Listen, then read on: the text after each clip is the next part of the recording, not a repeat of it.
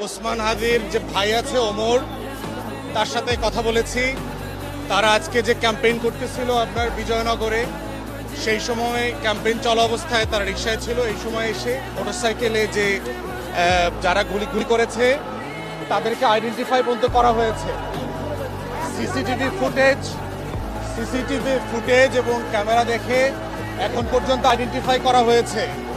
আমরা আইনশৃঙ্খলা বাহিনীকে বলছি, অবিলম্বে চারপাশের সকল সিসিটিভি ফুটেজ আপনারা কালেক্ট করেন। বাংলাদেশে স্বাধীনতা সার্বভৌমত্বের আজাদির মুখপাত্র হচ্ছে হাদি, গণ অভ্যুত্থানের ভয়েস হচ্ছে হাদি।